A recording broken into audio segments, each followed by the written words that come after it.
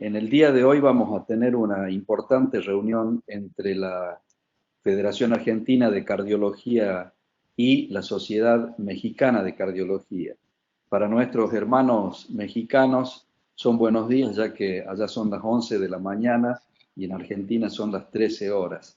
Así que los saludamos muy cordialmente a todos y les enviamos desde Argentina un afectuoso abrazo. En este día vamos a tener un tema muy interesante, muy importante desde el punto de vista científico, pero también práctico, porque probablemente es una de las patologías más prevalentes, ya que la cardiopatía isquémica crónica tiene un número muy importante de pacientes en todos los consultorios y en muchos de los procedimientos cardiológicos. Así que vamos a comenzar con el desarrollo de la placa aterosclerótica hasta llegar al tratamiento médico y al intervencionista. Para ello, en el día de hoy vamos a tener a tres importantes y experimentados disertantes, como son el doctor Alberto Lorenzati, de Argentina, el doctor Xavier Escudero Cañedo, de México, y el doctor Marco Antonio Alcocer Gamba, también de México. El desarrollo del tema van a ser conferencias cortas. Voy a presentar antes de cada una al disertante, y al finalizar van a responder las preguntas que todos los participantes deseen hacer. Lo hacen, por supuesto, por chat, las vamos a ir recepcionando y las vamos a transmitir entonces a los disertantes. Agradecemos mucho a la Federación Argentina de Cardiología y a la Sociedad Mexicana por esta oportunidad de poder llegar a todos y de compartir conocimientos y experiencias.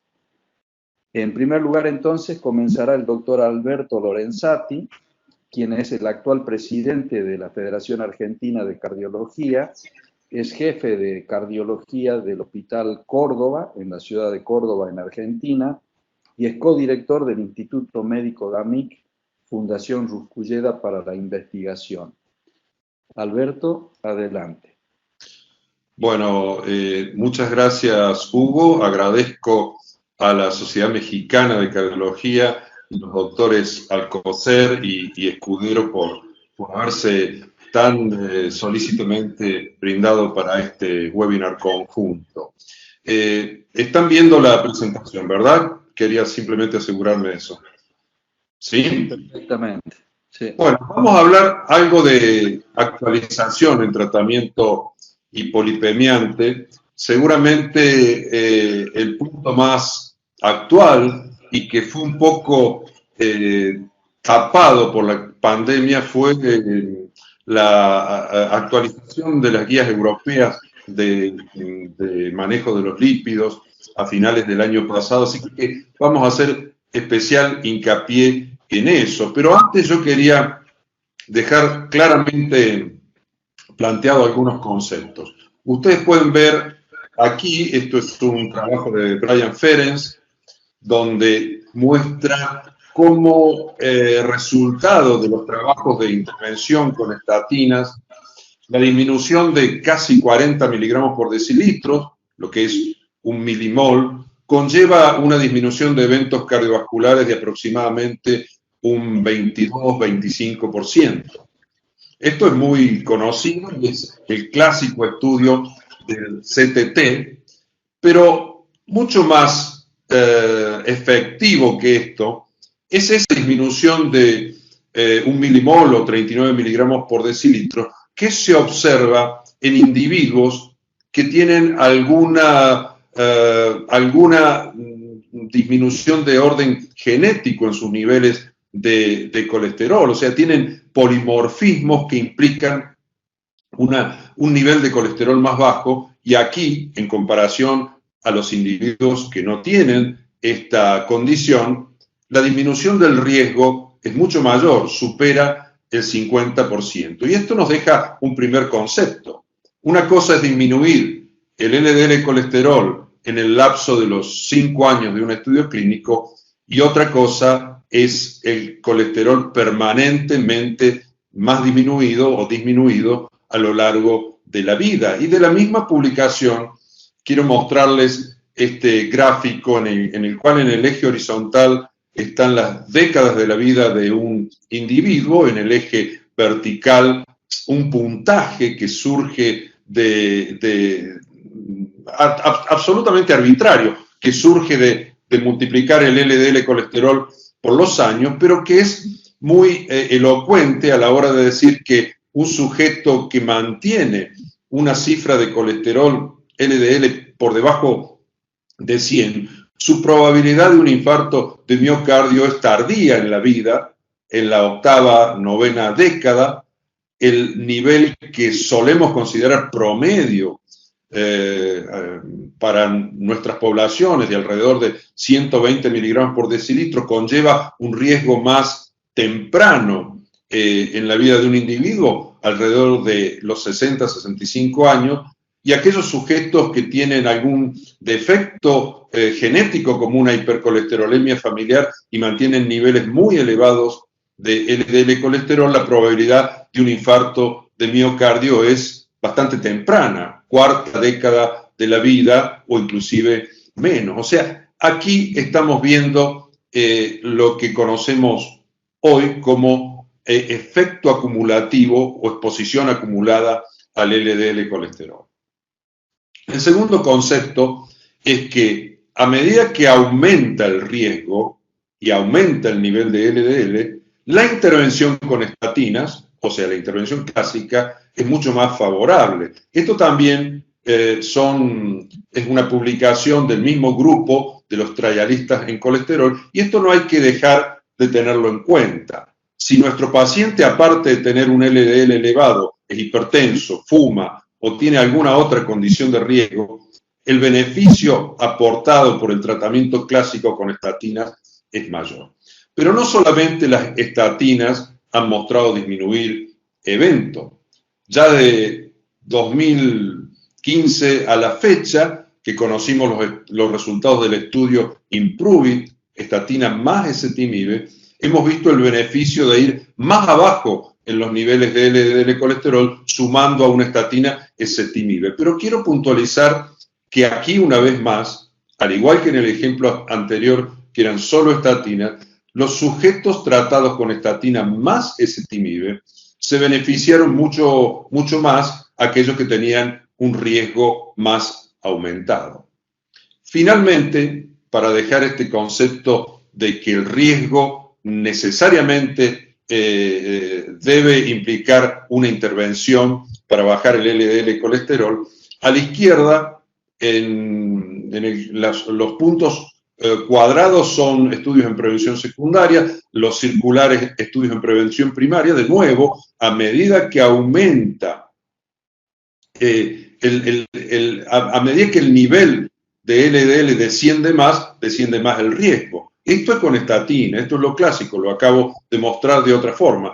Pero lo interesante de la gráfica de la derecha es ver cómo viejos estudios que hoy consideramos hemos tenido que, en esta publicación han tenido que ser desempolvados, por decirlo de alguna forma, con dieta, con secuestrantes de ácidos biliares, con bypass ileal para disminuir la reabsorción de colesterol, mostraron también la misma correlación. O sea, ¿qué queremos decir?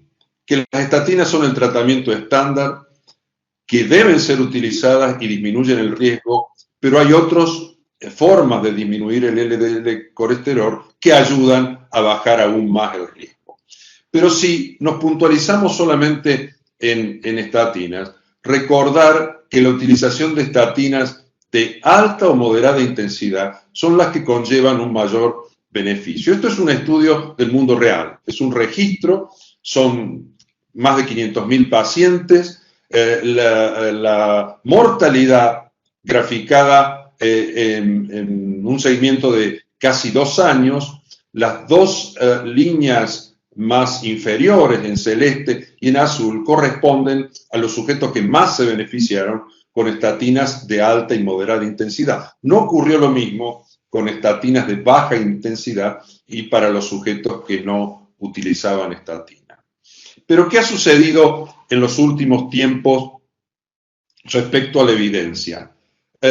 Aparecieron 4 estudios, ya mencioné 2 de ellos, o sea, el análisis del CTT en individuos que tenían menos de 80 miligramos por decilitro de LDL colesterol, mostrando beneficio claro, el Improving, estatina más ezetimibe, mostrando beneficio claro. O sea, estamos diciendo que sujetos que tenían 70 miligramos por decilitro de LDL, o sea, lo que marcaban las guías clásicas, versus los que alcanzaron 54, estos últimos se beneficiaban más, y los 2 últimos estudios, Fourier y Odyssey, ambos con inhibidores de PCSK9 en población de mucho riesgo, mostrando que llevando el nivel de LDL mucho más allá de lo clásico. En el Fourier, el promedio fue alcanzado por la rama evolocumab fue de 30 miligramos por decilitro y en el Odyssey 53 miligramos por decilitro. O sea, esta columna de,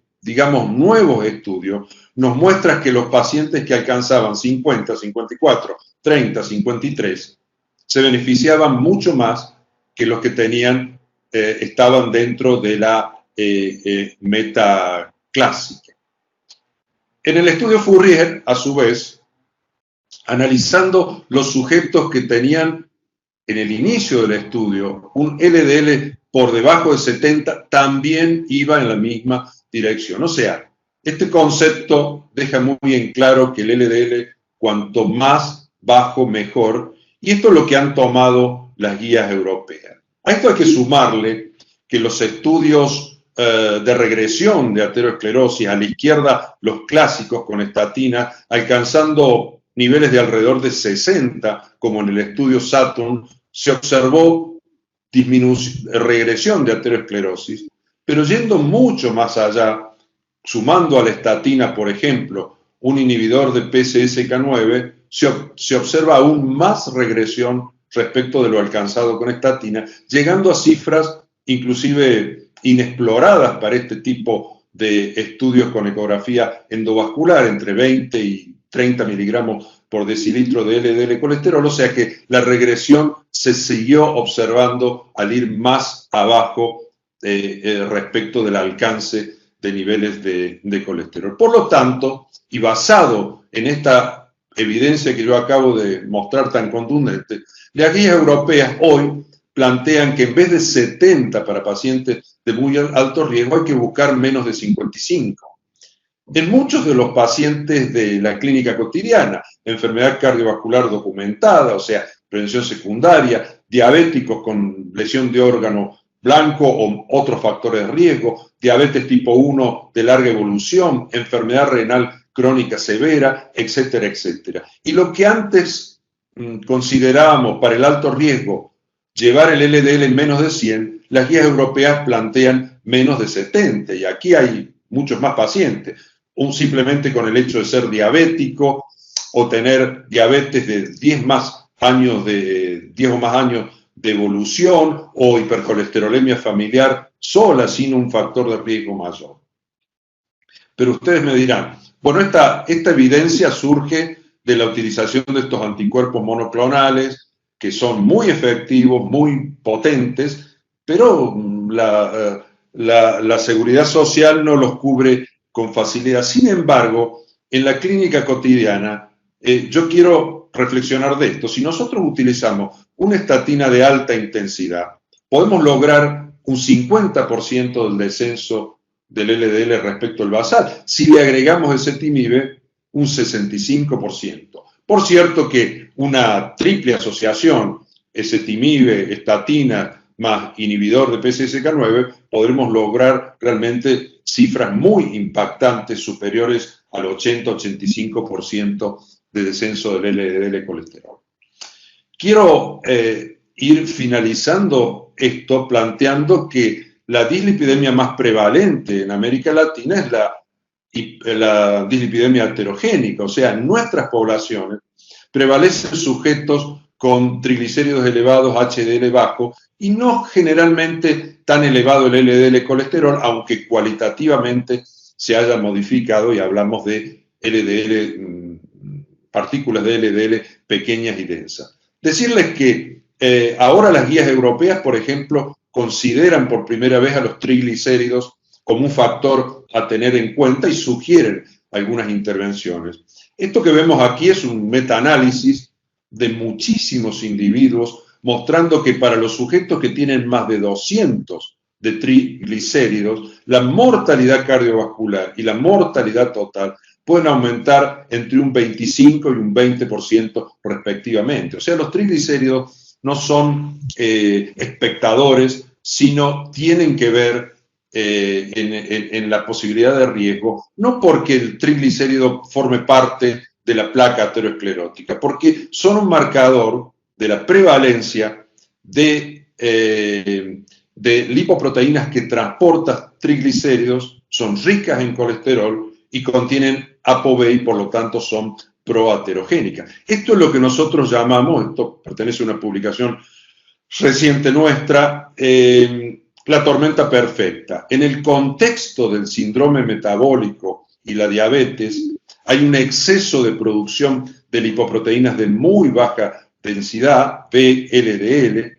Estas le ceden triglicéridos a las LDL, transformándolas en LDL ricas en triglicéridos. A su vez, las LDL le pasan colesterol a las VLDL. Las VLDL le ceden triglicéridos a las HDL y estas le devuelven colesterol a las VLDL. En conclusión, las VLDL están enriquecidas con triglicéridos en este contexto, son más pequeñas, se vuelven aterogénicas y las LDL también se vuelven a su vez más pequeñas y más densas, completando el cuadro de anomalías cual y cuantitativas de los lípidos tan característicos y que tan proclive son a producir el desarrollo de aterosclerosis. Estos individuos reaccionan muy bien a la intervención con estatinas, pero si no se alcanzan las metas, por ejemplo, la utilización de un inhibidor de PCSK9 es muy efectiva. Aquí nosotros comparamos en el estudio Berson, que es el estudio quizás más grande con un inhibidor de PCSK9 en población diabética, sujetos todos tratados con estatina, placebo versus evolocumab. Aquí el descenso de LDL colesterol fue superior al 70% y el 90% de los pacientes llegaban a la meta. La publicación es previo a las guías europeas, llegaban a la meta de LDL clásica, o sea, menos de 70, disminuyendo también no HDL, ApoB y un poco significativo, pero no tan importante numéricamente como podría ser un fibrato, el nivel de triglicéridos. Por lo tanto, y para finalizar, las estatinas constituyen las drogas de primera indicación en pacientes que no alcanzan las metas, pero podemos adicionar ezetimibe o inhibidores de PCSK9.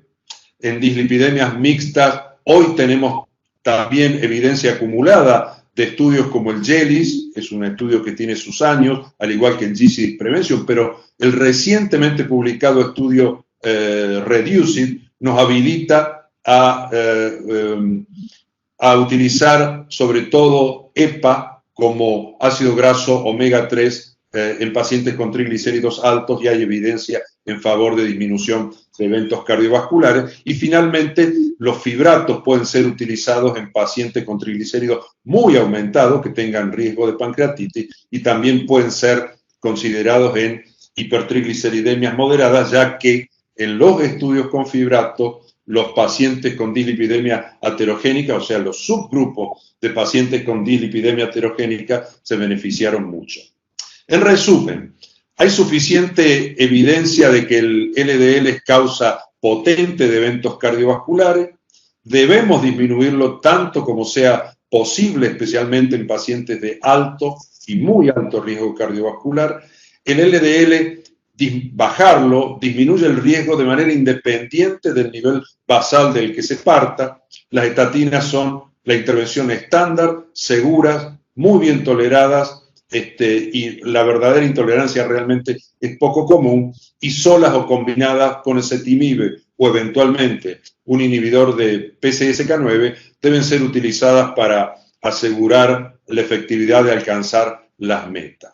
Finalizo diciendo que el tratamiento debe ser empezado cuanto antes, hay que sostenerlo en el tiempo y finalmente utilizar combinaciones si es necesario. Bueno, muchísimas gracias. Muchas gracias, Alberto, por la excelente presentación y la síntesis. Ahora vamos a continuar con el doctor Xavier Escudero Cañedo, quien es cardiólogo clínico e intervencionista, pertenece al capítulo de aterosclerosis de la Sociedad Mexicana de Cardiología, trabaja en Cardiosur, Hospital Médica Sur, en la Ciudad de México, es gobernador del capítulo México para el American College of Cardiology y es miembro Premium Silver del American Heart Association. Doctor Javier. Muchísimas gracias, Hugo. Primeramente, quiero agradecer a ustedes la oportunidad que me brindan a la Federación Argentina y la Sociedad Mexicana de Cardiología, el poder estar en este simposio y desde luego agradecer a quienes se están conectando desde casa, tanto en Argentina, en México y en otros sitios de Latinoamérica para hablar de este importante problema. Y se me ha asignado el hablar del tratamiento médico óptimo en cardiopatía isquémica crónica. Entendamos, de acuerdo al diccionario, que óptimo es lo que es no solamente sumamente bueno, sino que no puede ser mejor. Esto es, ¿qué es lo que tenemos como esquemas de tratamiento como médicos que ofrecer a nuestros enfermos con cardiopatía isquémica crónica? Y esto lo podemos definir como aquel esquema de tratamiento que no solamente controla los síntomas de angina, reduce el grado de isquemia, pero también previene el riesgo de nuevos eventos clínicos para prolongar la vida. Esto es importante porque en el contexto actual, esto pudiese ser suficiente en algún grupo de pacientes sin necesidad adicional de revascularización para lograr justamente este objetivo. Esta será entonces nuestra agenda y permítanme robarles un minuto en relación a la mejoría en el estilo de vida. Más allá de que esto no es un esquema romántico, de que el paciente debe de tener una vida saludable, los estudios clínicos, grandes estudios clínicos y metaanálisis en pacientes con cardiopatía isquémica crónica, la mayoría de ellos con infarto agudo del miocardio, con las intervenciones de dieta adecuada, reducción de peso, ejercicio en sus diferentes escalas de aplicación y la suspensión del tabaquismo reducen la mortalidad entre un 15 hasta más de un 30%. Y si nosotros aplicamos cada una de estas estrategias en cuanto a dieta, tabaquismo, ejercicio y disminución de peso, podremos mejorar, esto es, tener una sobrevida superior en esta población de alto y muy alto riesgo de 30%. De tal manera que no olvidemos esto que debemos siempre establecer y educar a nuestros pacientes en cuanto a la suspensión del tabaquismo, ejercicio rutinario, dieta y control de peso para reducir los eventos y la incidencia de eventos clínicos mayores. Esto se plasma en las guías justamente como una recomendación 1A y en pacientes después de un infarto y una intervención, la aplicación de rehabilitación también con esta magnitud de importancia. Segundo punto, bueno, pareciera lógico también, pero poner particular atención en el control de los factores de riesgo, porque los factores de riesgo son altamente prevalentes en pacientes en esta condición de isquemia crónica y más del 85% tienen al menos un factor de riesgo y la mitad de ellos tienen 2 factores de riesgo o más. Esto es tomado de la población de Framingham, de hecho hace muchos años y es posible que esto sea aún mayor en el tiempo actual. Y para mostrar dos ejemplos, ya el doctor Lorenzati brillantemente nos presentó cómo en prevención secundaria simplemente el hecho de reducción de LDL reduce los eventos clínicos mayores, y como prevención secundaria en el manejo de hipertensión arterial, por mencionar simplemente estos dos factores, reduce en más de 25% los eventos clínicos mayores. De tal manera que el control de factores de riesgo es también importante. Y la recomendación de las guías es que los pacientes deben entonces ser educados sobre la enfermedad, sobre los factores de riesgo y su importancia, y sobre la estrategia del tratamiento que vamos a seguir. Y entremos propiamente en materia, que es el tratamiento médico. Y el tratamiento médico tiene estos dos aspectos. El primero es mejorar la calidad de vida y reducir los síntomas, lo que llamaremos un tratamiento antiisquémico. Y el prolongar la vida y prevenir los eventos clínicos mayores. El tratamiento antiisquémico será entonces el que controle satisfactoriamente los síntomas de angina, y esto se logre con la mayor adherencia y los mínimos efectos secundarios. Estos son los 4 grupos de medicamentos, y no pretendo que nos fijemos en los detalles de esta cargada gráfica que se presenta por el grupo europeo, pero la realidad es que la idea es disminuir la demanda de oxígeno, aumentar el aporte o modificar el metabolismo para mejorar los síntomas. Y los grupos de tratamientos pueden y deben ser combinados. En el marco rojo tenemos los llamados medicamentos de primera línea, los betabloqueadores, los calcioantagonistas y los nitratos de acción prolongada. Tenemos los medicamentos llamados de segunda línea. En México tenemos ivabradina y trimetazidina, no contamos con nicorandil ni rasolacina. Y aquí, como suele ser en las guías europeas, los puntos de conexión recomendable en las diferentes direcciones de combinación. Pero, ¿qué es lo que debemos de hacer? En la mayoría de nuestros enfermos, iniciar con un betabloqueador o un calcioantagonista, de acuerdo a tolerancia, a preferencia o a circunstancia clínica. Si no se controla, combinar estos dos. Y si no se controla, agregar los nitratos de acción prolongada. Siempre debemos de tomar en cuenta la frecuencia cardíaca para valorar tanto la combinación como la predominancia de betabloqueadores o los calcioantagonistas dihidropiridínicos o no. Obviamente, en pacientes con falla cardíaca o hipotensión, podemos modificar en forma individualizada la combinación de estos medicamentos de primera línea. Pero contamos entonces como medicamentos de primera línea, resumiendo, los betabloqueadores y calcioantagonistas, y combinarlos o ajustarlos de acuerdo a tolerancia, presión arterial y frecuencia cardíaca.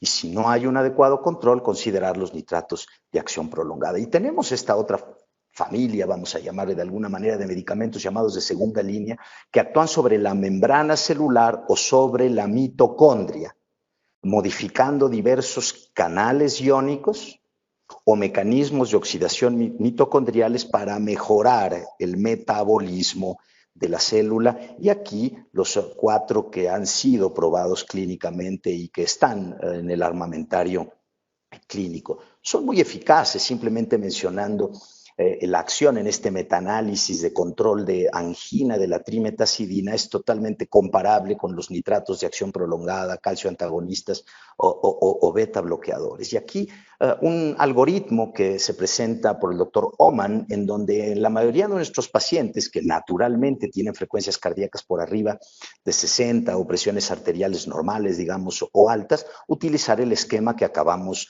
de comentar, y solamente que persistan los síntomas de acuerdo a la frecuencia cardíaca, utilizar ivabradina, un agente que reduce el cronotropismo, o la trimetazidina, que mejora el metabolismo. Pero en aquellos pacientes que de entrada tienen naturalmente frecuencias cardíacas bajas o hipotensión, podemos iniciar directamente con alguno de estos agentes. Porque recordemos que los pacientes con cardiopatía isquémica no tienen solamente una placa estable con una obstrucción fija. Tienen fenómenos inflamatorios, de disfunción endotelial, fenómenos vasoespásticos, y esto hace necesario la combinación de varios de los medicamentos. Y no solo eso, debemos de considerar la combinación ideal de acuerdo a si el paciente tiene fibrilación auricular, hipotensión u otras condiciones homeostáticas o bien clínicas. La modificación y recomendación de las combinaciones se modificarán en el paciente diabético, con insuficiencia renal o algunas otras comorbilidades. Les recomiendo mucho este artículo del Grupo Europeo comandado por el doctor Ferrari, que se llama El Diamante en el tratamiento y control de la angina resistente, y que nos explora esta combinación de medicamentos de una manera bastante brillante.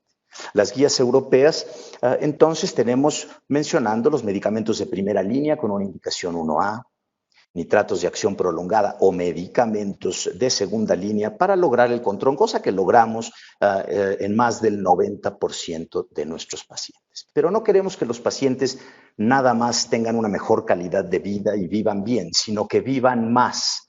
Y los pacientes en condición de cardiopatía isquémica crónica tienen una incidencia de eventos clínicos mayores muy alta. Esto es tomado del registro REACH y esto es tan solo a un año. Los pacientes con cardiopatía isquémica crónica tienen entre 10 y 15% de ellos la probabilidad de tener un nuevo evento dentro del primer año.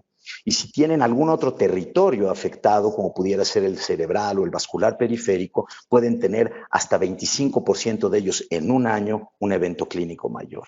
Tomando de una población internacional mayor y a más largo plazo, podemos decir que tenemos 10% por año la incidencia de un evento clínico mayor, de tal manera que tenemos que actuar en esta población de muy alto riesgo o de alto riesgo de nuestros pacientes para prevenir que esto ocurra. Y el armamentario que tenemos es este.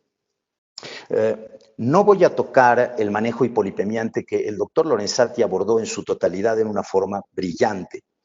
De ahí tenemos que considerar el tratamiento antitrombótico. Y esto sabemos desde hace muchos años, el estudio EASY, con la simple administración de aspirina en un infarto agudo del miocardio, una disminución. Esto es mortalidad, mortalidad de 23%.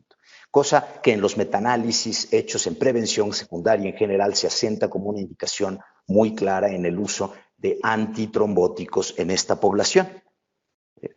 Desde principios de del año 2000 aparece el estudio CURE y la terapia dual antiplaquetaria que se establece como una estrategia en los pacientes específicamente con síndrome coronario agudo a un año o a más de 3 años en aquellos pacientes con bajo riesgo de hemorragia, alto riesgo vascular, con o sin intervención, específicamente en el estudio DAPT, con intervención y colocación de stent, con disminución hasta de 29% de eventos clínicos mayores. De tal manera que aspirina, si no hay contraindicación en todos nuestros pacientes, clopidogrel después de una intervención o en pacientes de alto riesgo, desde luego después de un síndrome coronario agudo en al menos un año, y clopidogrel considerarlo en aquellos que tienen más de un territorio afectado, como pudiese ser el cerebral o vascular periférico, y inhibidores plaquetarios de los receptores P2Y12, como es el ticagrelor y proglazugrel,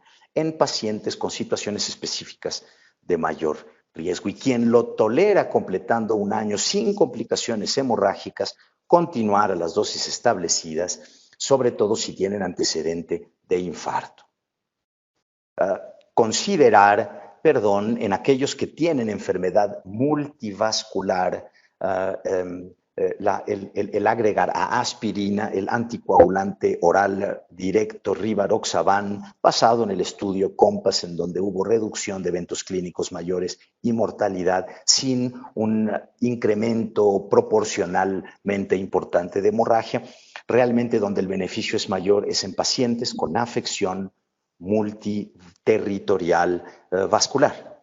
De tal manera que la doble terapia antiplaquetaria disminuye eventos clínicos mayores en pacientes que tuvieron un infarto o revascularización por 6 a 12 meses. A largo plazo, la gran mayoría de los pacientes podrán continuar con monoterapia antitrombótica y enfermos con enfermedad multivascular se beneficiarán con esta combinación de doble esquema antitrombótico.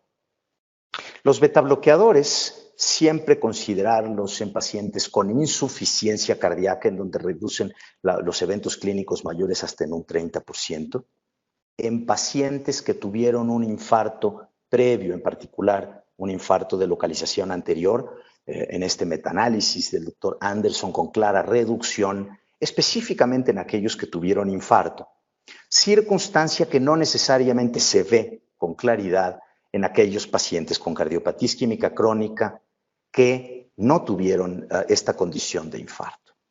De tal manera que son este grupo de medicamentos eficaces antiisquémicos, ya lo vimos, es una terapia combinada útil en pacientes con hipertensión arterial, tiene un probable beneficio, sobre todo si hubo un antecedente de un infarto y una claridad de disminución de eventos si nuestro paciente tiene disminución de la función ventricular, y así es como lo establecen las guías. 1A en pacientes hipertensos o con falla ventricular, y una indicación 2B para aquellos que tienen antecedente de infarto en este sentido de prevención de eventos.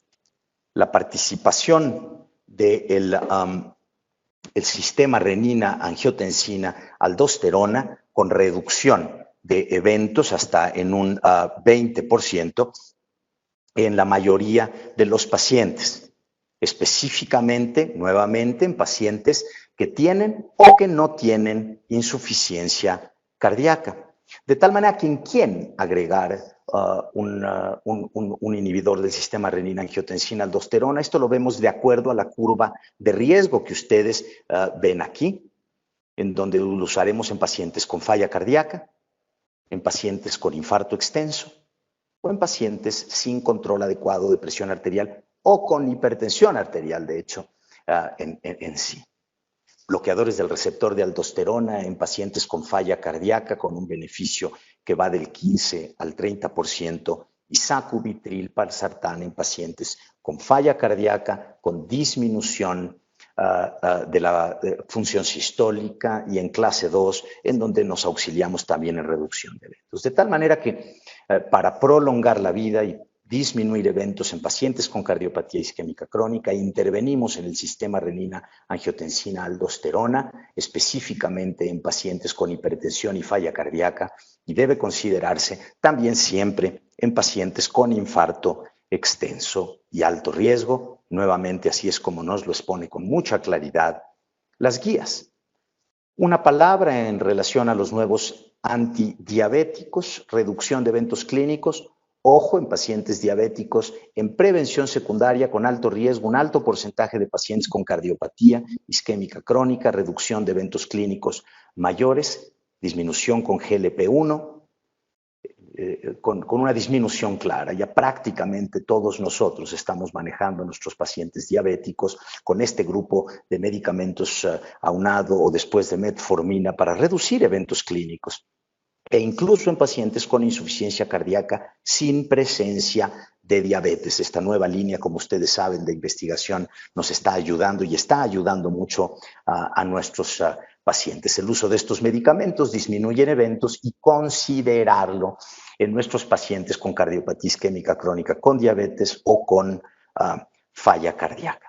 No tenemos mucha información con respecto a la aplicación práctica del tratamiento o de los medicamentos propiamente antiinflamatorios. Una hipótesis interesante probada en el estudio CANTOS con un inhibidor de la interleuquina 1B mediante un anticuerpo con reducción de eventos clínicos mayores. Aquí el balance costo-beneficio y aplicabilidad todavía no se aterriza en el campo clínico, pero no deja de ser una hipótesis atractiva para el futuro. De tal manera que esto es nuestro armamentario para la prevención de eventos cardiovasculares. Todo paciente con cardiopatía isquémica establecida tiene un alto riesgo de eventos clínicos mayores, y el uso de diversas estrategias farmacológicas, como son hipolipemiantes, la terapia antitrombótica, considerar el uso de betabloqueadores e inhibidores del sistema renina-angiotensina-aldosterona, pueden ayudar a reducir el riesgo residual y, por lo tanto, prolongar la vida.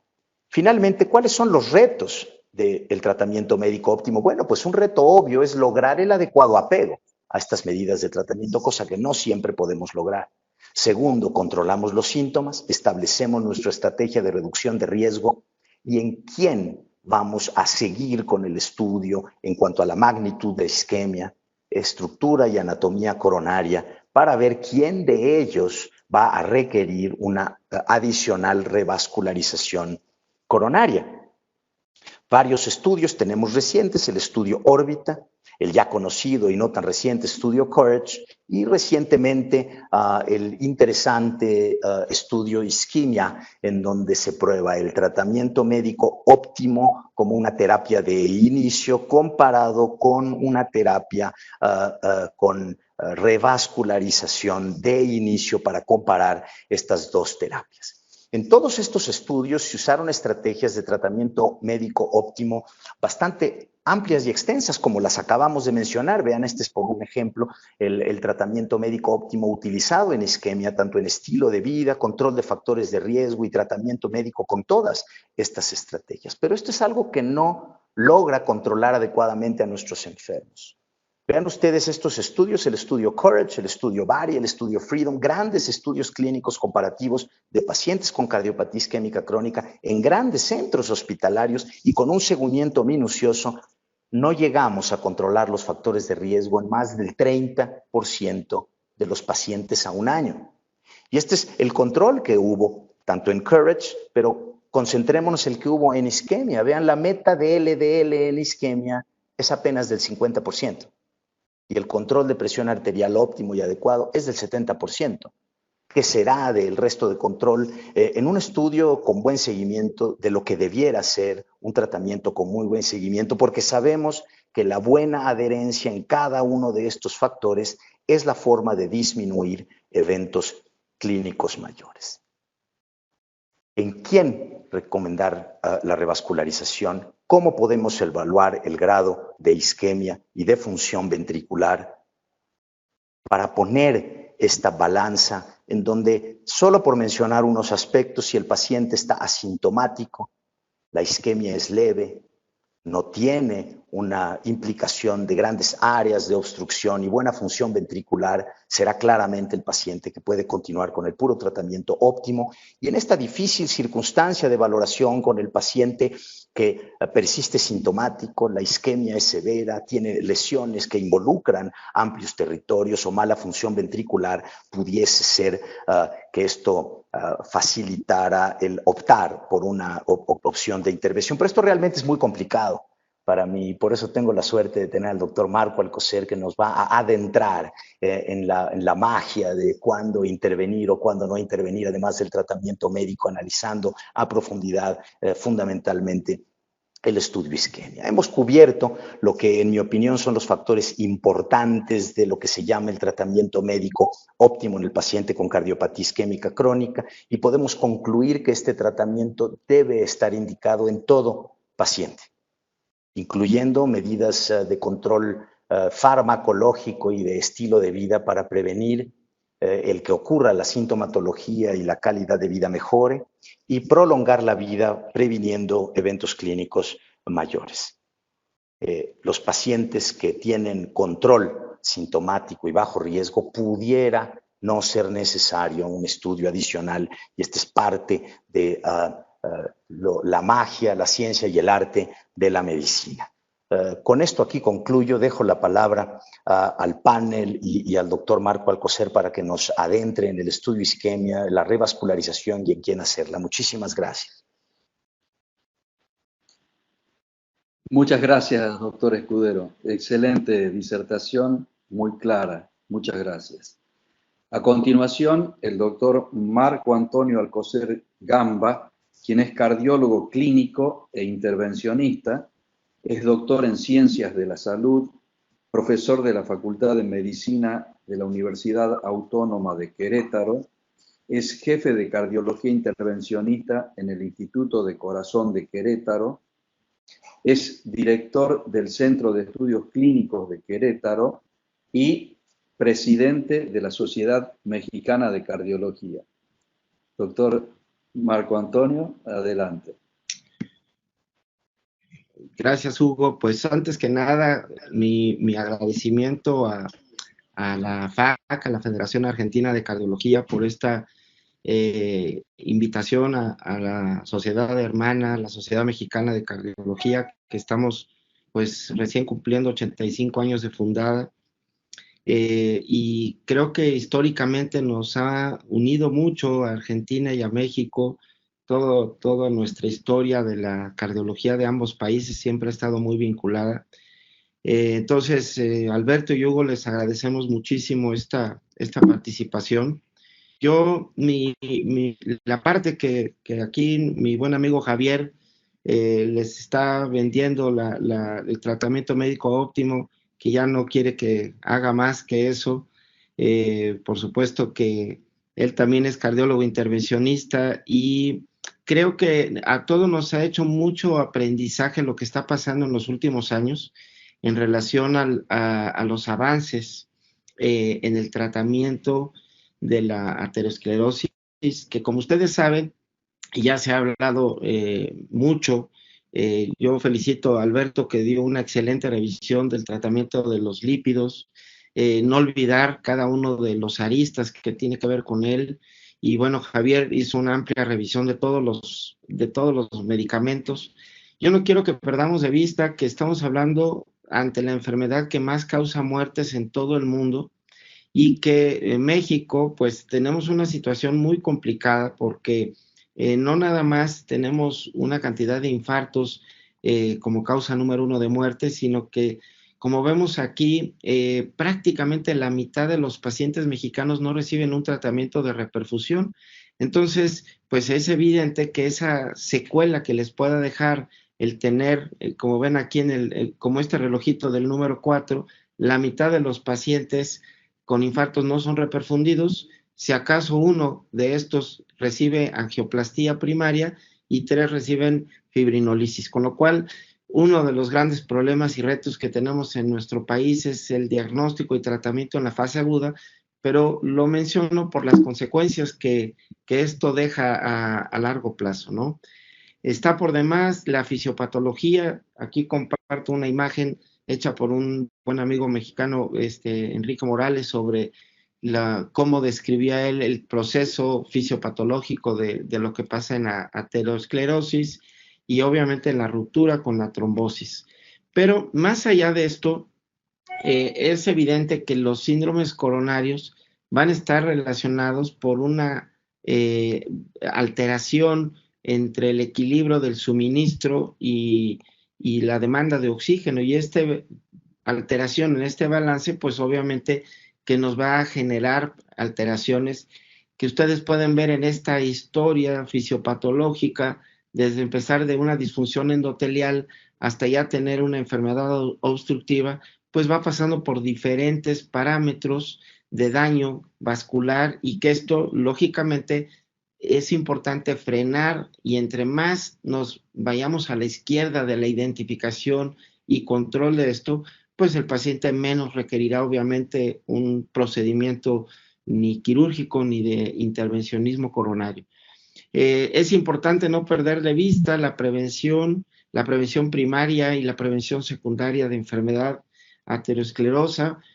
Sabemos que la enfermedad vascular, y en este caso un ejemplo de un corte patológico, como un paciente que tiene un infarto y tiene una placa que obstruyó completamente, tienen otros tejidos aterosclerosis. Entonces, quizás la reflexión es esta, que podemos identificar en vida el diagnóstico de aterosclerosis en pacientes de alto riesgo o muy alto riesgo, en pacientes que son sintomáticos o asintomáticos, y no esperarnos a que tengan una catástrofe como es un evento de aterotrombosis. Bueno, pues aquí estamos tratando de ubicar qué es mejor. Vamos a darle a un paciente un tratamiento médico óptimo, o que hay que aclarar que al hablar de las opciones de revascularización estamos asumiendo incluir el tratamiento médico óptimo. Y bueno, pues en esta disertación donde quizás el paciente está de referee en un momento dado analizando qué va a ser mejor para ellos, pues hay que identificar en qué escenario clínico estamos. Podemos estar en la enfermedad coronaria con un síndrome coronario crónico, como ahora ya las guías europeas nos lo plantearon. pero hay que aclarar el escenario clínico específico, porque no todos los síndromes coronarios crónicos van a estar igualmente afectados, ¿no? Tener en cuenta que podemos tener un desbalance o un desequilibrio en la demanda de oxígeno basado por cambios en el electro.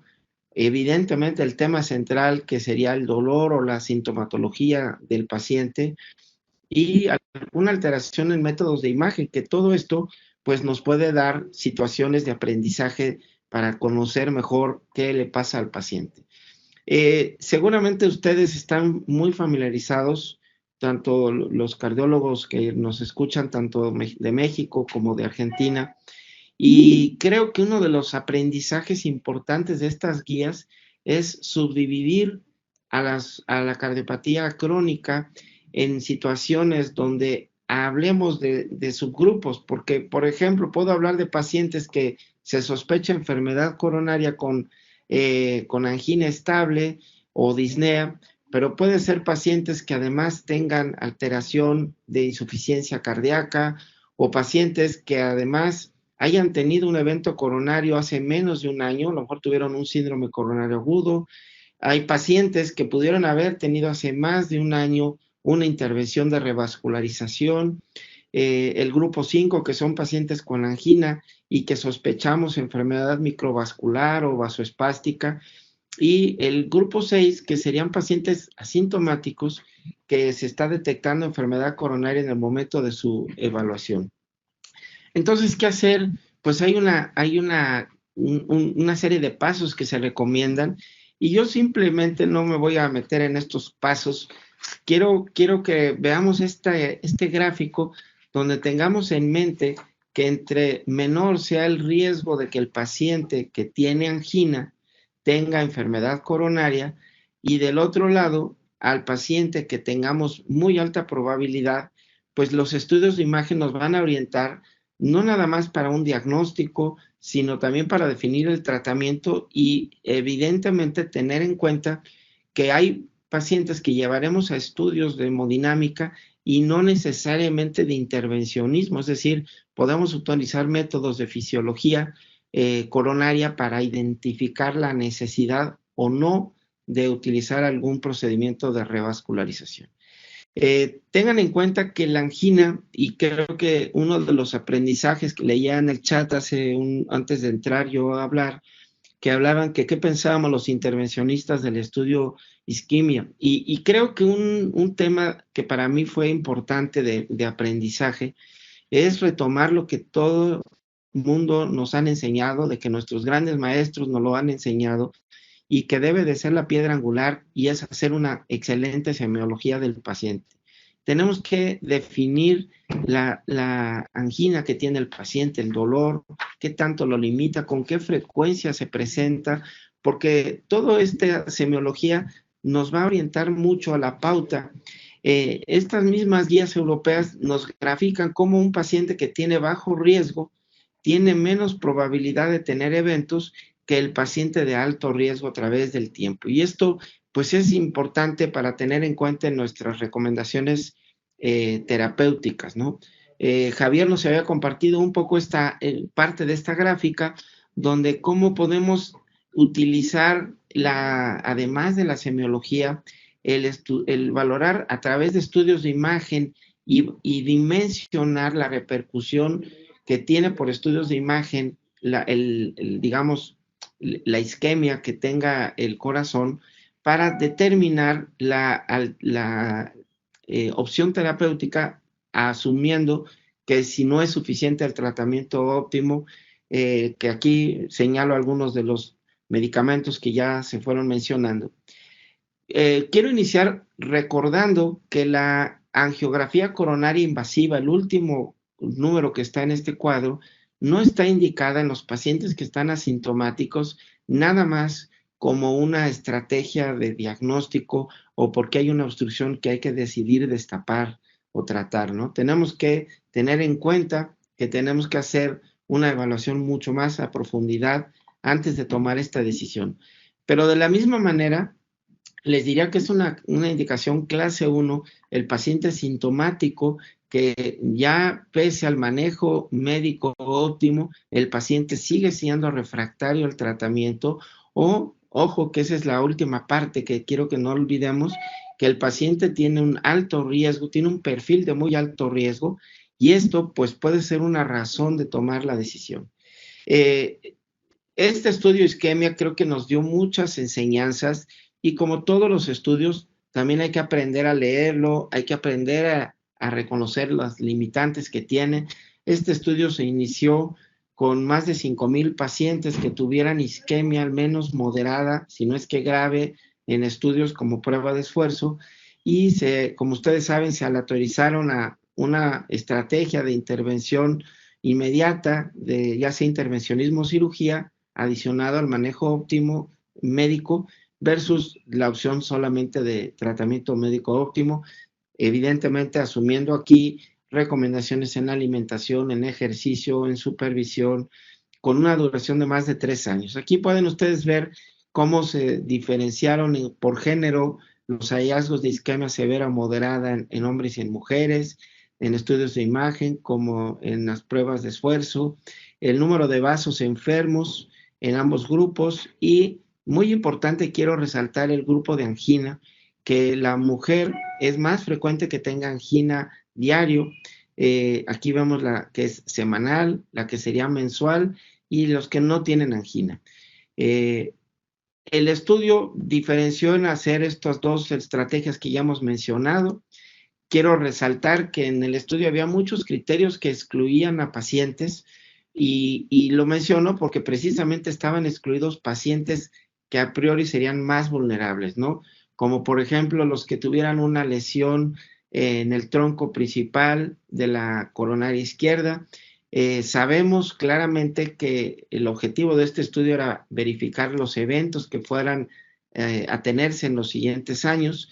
No me voy a detener mucho en esta parte por cuestiones de tiempo, nada más quiero que vean cómo en la anatomía se encontraba lesión en prácticamente una cuarta parte de los pacientes de un vaso, había de 2, incluso pacientes casi un 50%, me refiero de los que estuvieron aleatorizados a ambos grupos, cómo estuvieron equilibrados por el tipo de daño del vaso culpable, ¿no?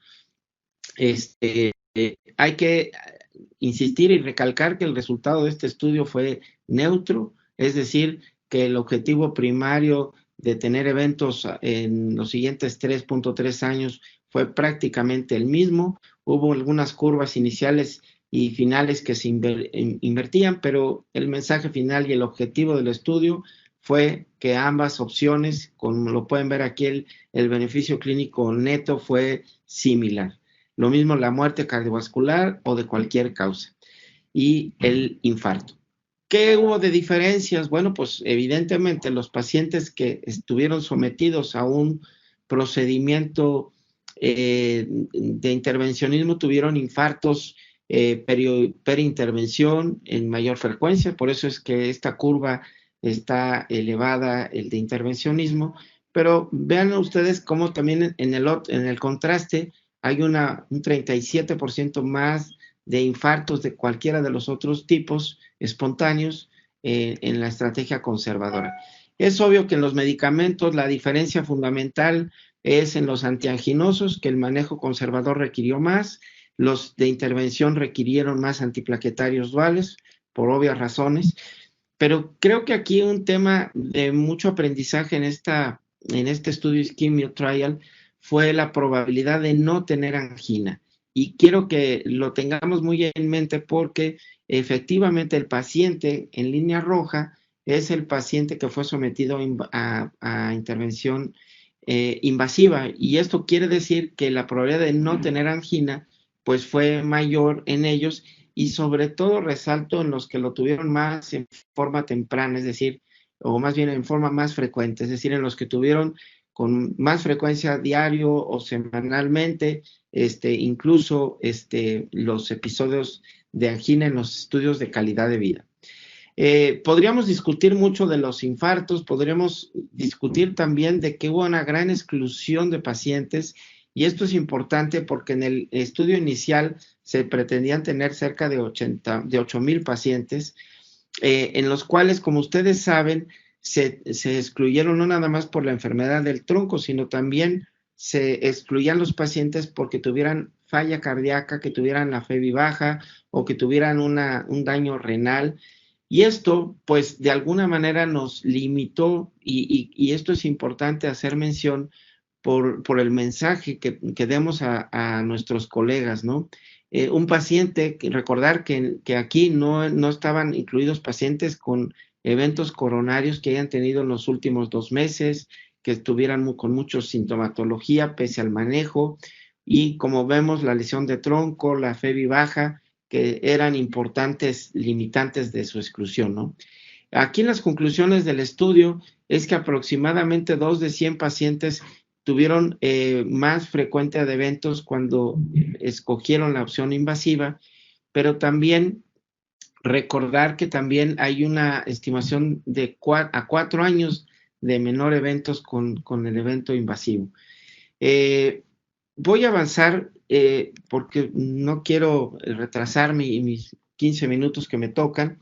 Y algo que me parece también fundamental para tomar una decisión en la cardiopatía isquémica crónica, que esto es una publicación que está enfocada a los antiplaquetarios, pero ¿cómo tiene que ver esto? ¿Cómo tiene que ver la edad, las comorbilidades, los hallazgos de laboratorio, alteraciones neurológicas, el antecedente de sangrado o el uso de otras situaciones de fármacos, por ejemplo, que pudieran tener un impacto en esto?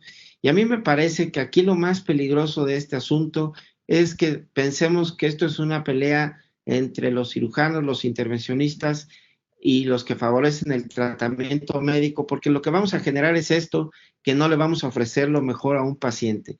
A mí me parece que como un mensaje final, fuera de lo que ya se ha señalado, yo resaltaría que es importante que las decisiones responsables las hagamos con yo le puse aquí un heart team ampliado, que esto sería considerar no nada más al paciente sus preferencias o la información que le demos, sino también ver su entorno, ver a su geriatra, ver a su cardiólogo, por supuesto clínico, pero a lo mejor es un internista, a lo mejor es un endocrinólogo, etcétera, y es importante hacer una labor de equipo para pensar qué es lo mejor que le podemos ofrecer a un paciente.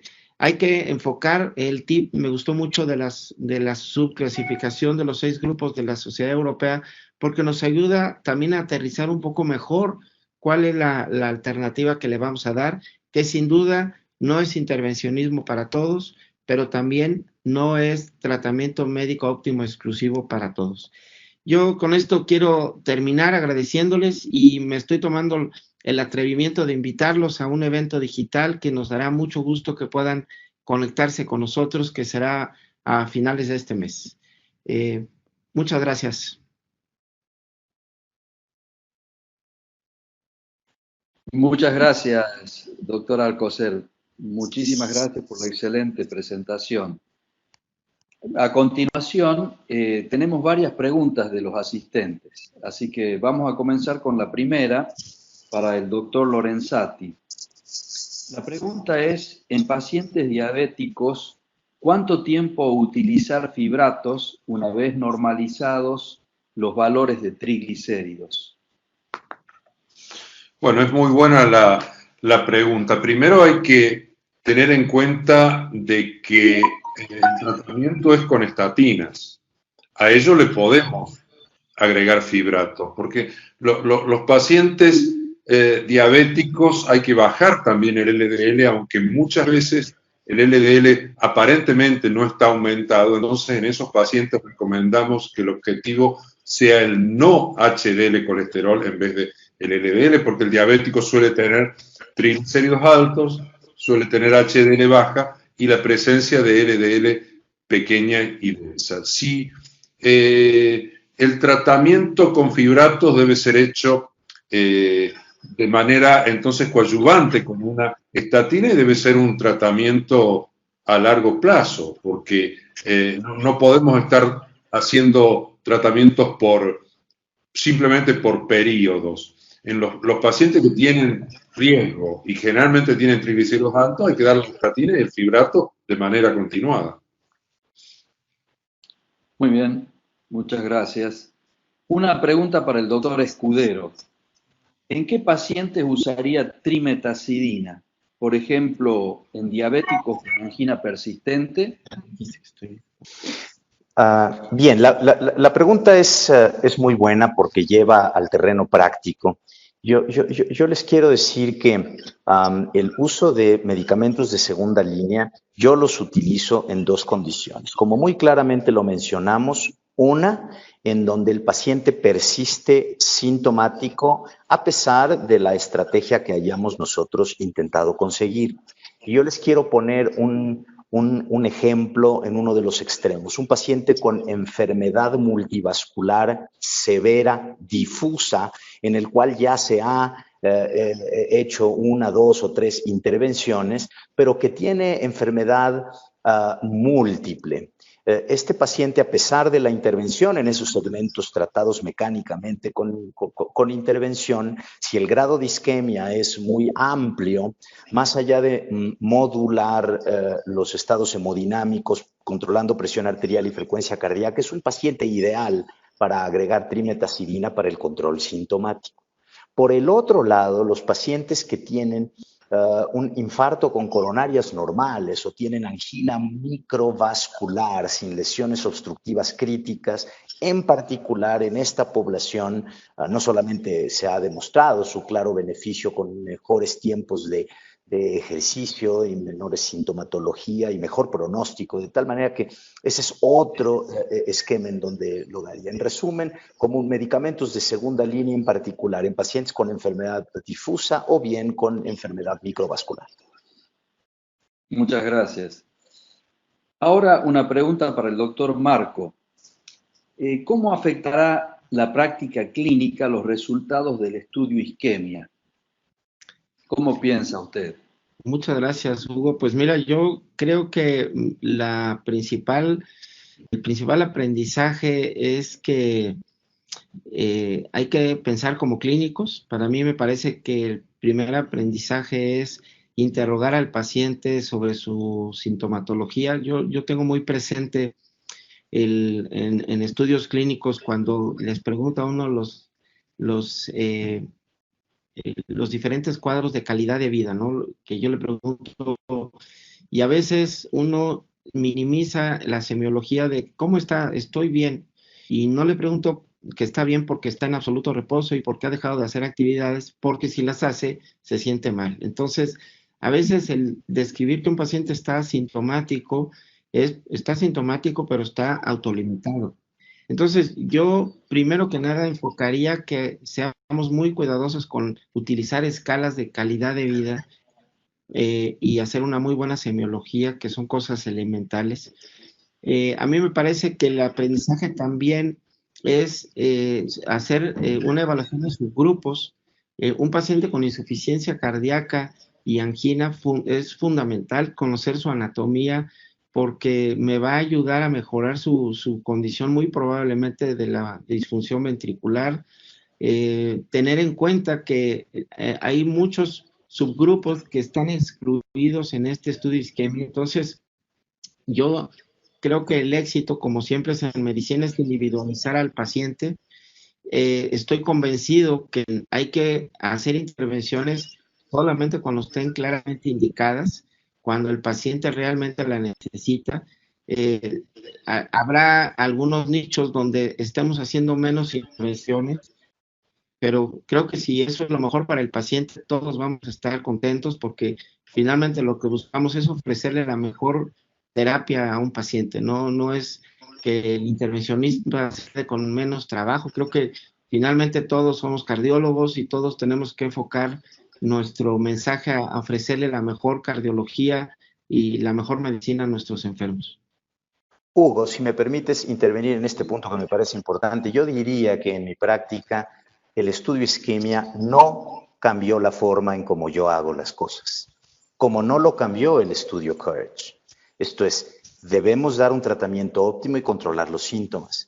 Debemos reevaluar a nuestro paciente, ya que él con falla cardíaca persistencia de síntomas, una gran área de isquemia, como muy bien lo indican las guías, debemos de ir a tener una imagen coronaria y actuar en consecuencia si tenemos placas críticas que abarcan un gran territorio. De tal manera que es tranquilizante saber que en aquellos en que no podemos hacer una intervención multivascular o por alguna razón el paciente no puede ser llevado a intervención, es tranquilizante saber que el resultado con el tratamiento médico óptimo es lo suficientemente bueno, pero creo que como nos hemos conducido últimamente en la estratificación, seguimiento de los pacientes, no creo que en mi opinión y en mi práctica haya cambiado a partir de este estudio. Muchas gracias. Una pregunta para el doctor Lorenzati. Pregunta, los cardiólogos muchas veces en consultorio bajan las dosis de estatinas al poco tiempo de que el paciente presentó un evento agudo. ¿Cómo cree que se puede mejorar eso en la práctica? Bueno, yo creo que es una pregunta que, más que una pregunta, es una descripción de la realidad. Yo creo que hay que hablar mucho de esto, hay que insistir mucho, por eso a veces en las presentaciones o en los congresos nosotros remarcamos esto de que, lo hemos dicho tantas veces, pero nunca está de más volverlo a decir, cuanto más bajo y por más tiempo, mejor. Entonces, cambiar la dosis de una estatina, pasar de la alta o al menos moderada intensidad a usar baja intensidad, es de algún modo no reconocer la evidencia. Yo creo que el médico se tiene que convencer y convencer al paciente de los beneficios de sostener esto en el tiempo. Así como el proceso aterosclerótico no es de un mes para otro, lleva años.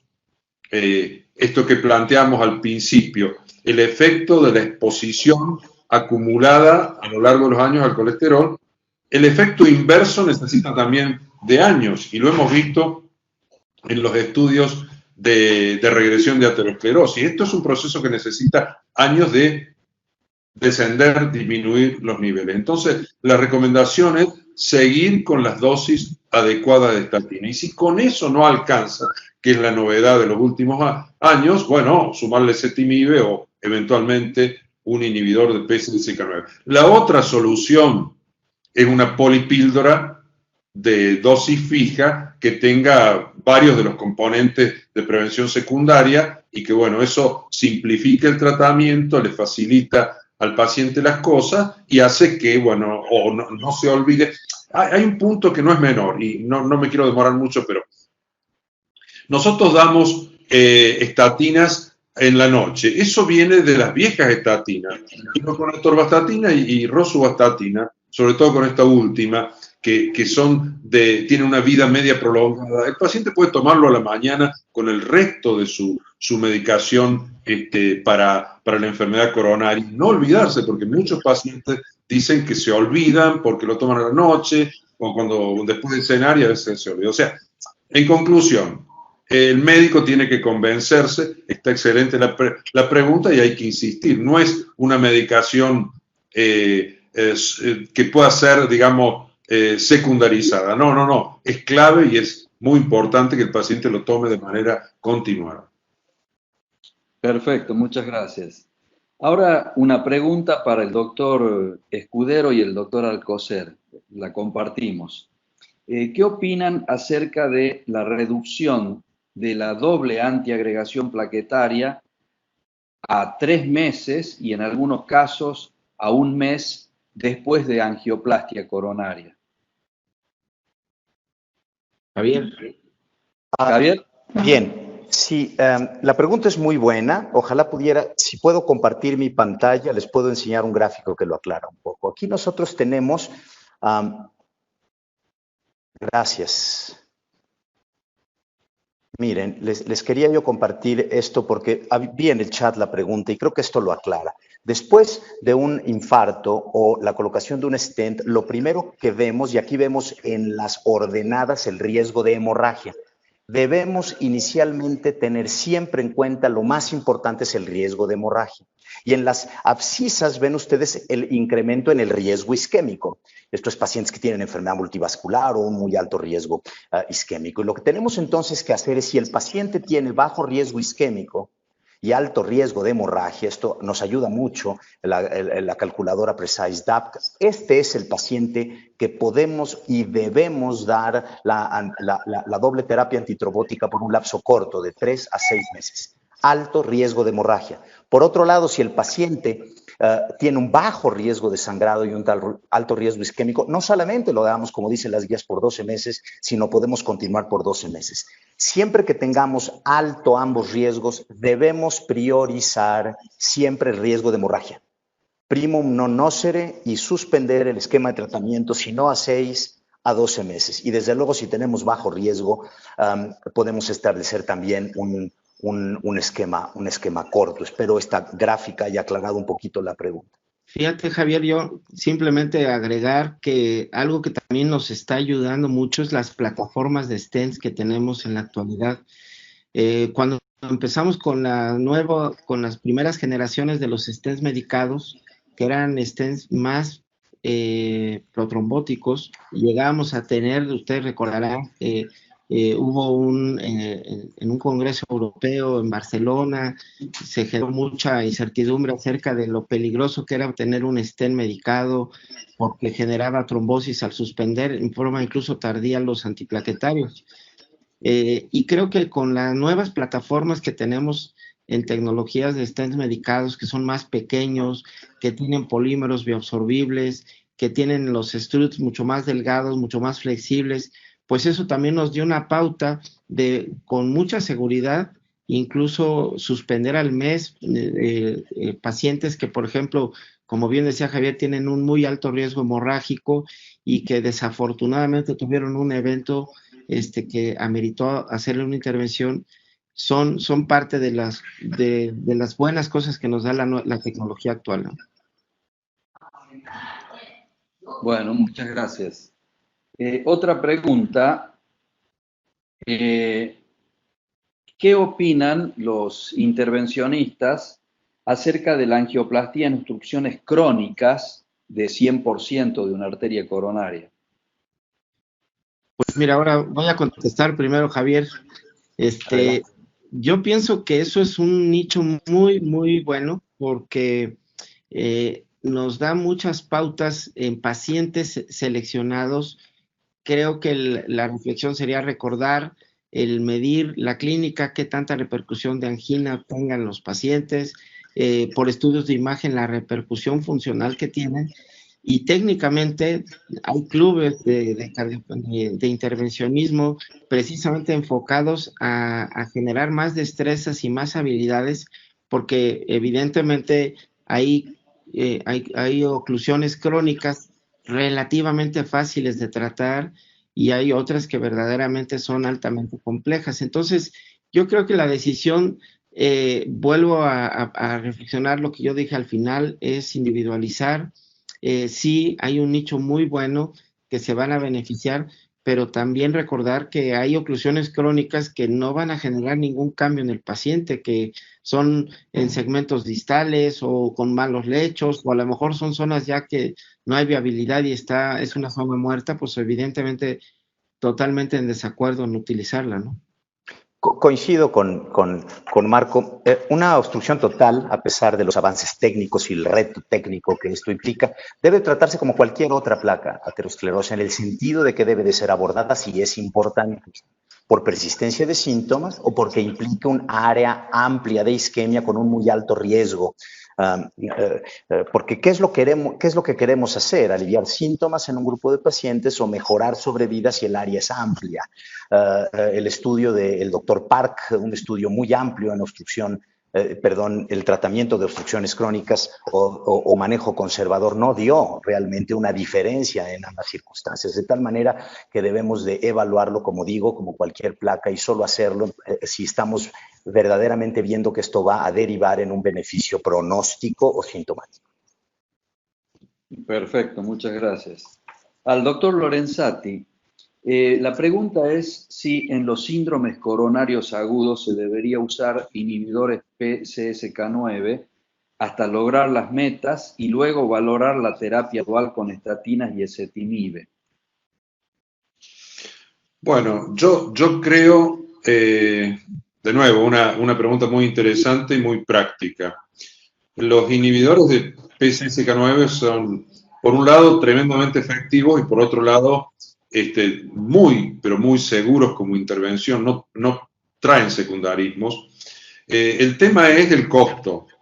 Yo creo que si hagamos la cosa al revés, si fuesen una intervención extremadamente económica, no habría dudas de su utilización, mucho más de lo que se lo utiliza en la actualidad. Pero pensemos que con estatinas en alta intensidad, que tienen también un efecto antiinflamatorio probado, o sea, no nos olvidemos que en el síndrome coronario agudo el proceso inflamatorio que acompaña el fenómeno aterosclerótico está exacerbado y las estatinas tienen efectividad también en disminuir el proceso inflamatorio. Las estatinas en alta intensidad, a veces con ezetimibe incluso, son efectivas en estos pacientes para alcanzar metas de a lo mejor menos de 55.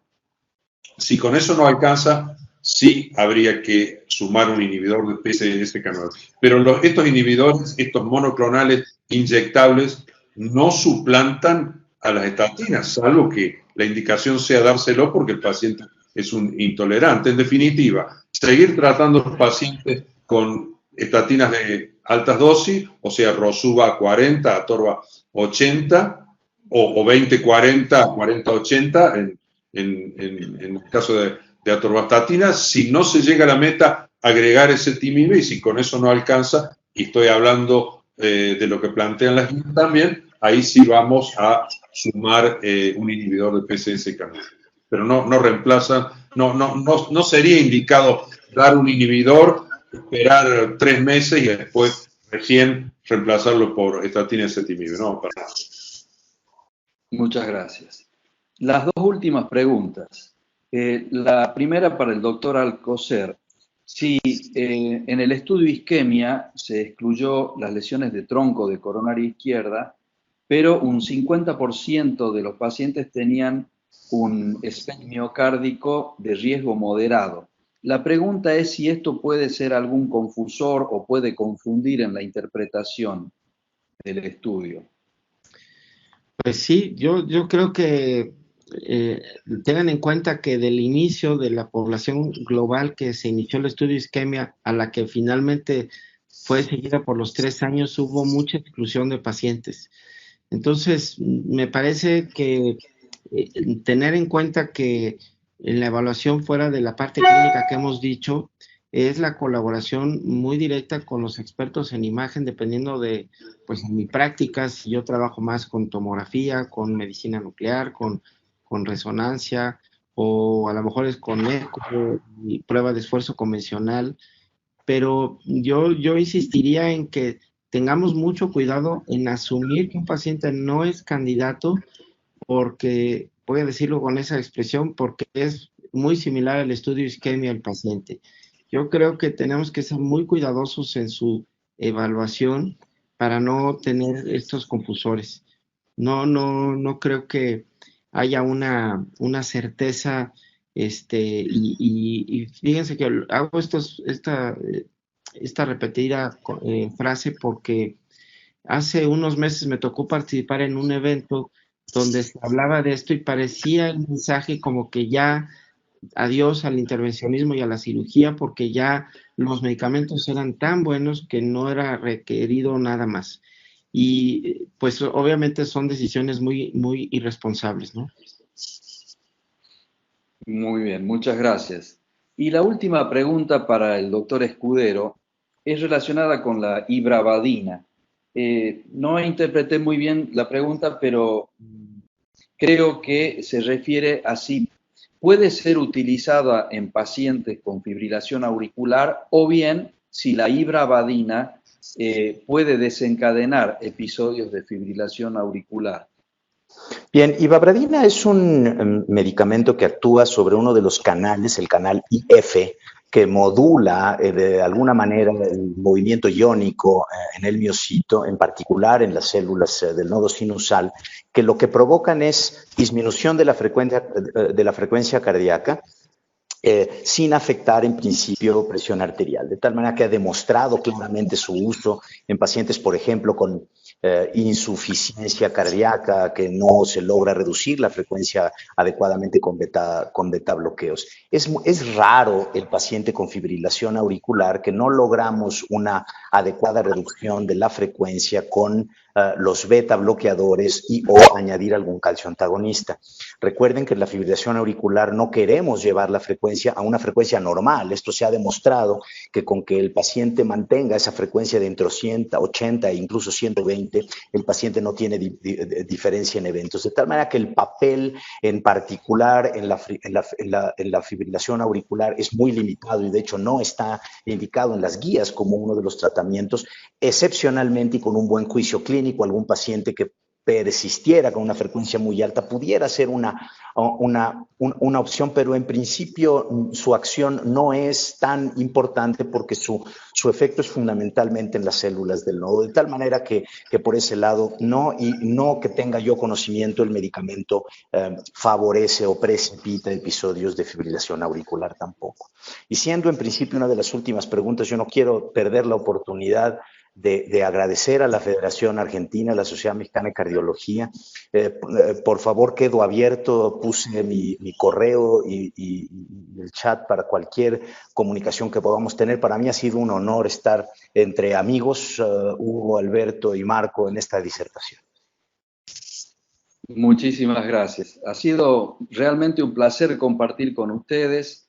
Les agradecemos enormemente a Alberto, a Javier, a Marco, por transmitirnos todo su conocimiento y experiencia. Así que vamos a cerrar esta sesión también saludando a todos los que han participado, tanto de Argentina como de México, y les mandamos un fuerte abrazo a todos. Muchísimas gracias. Muchas gracias a todos. Gracias, hasta pronto. Hasta pronto.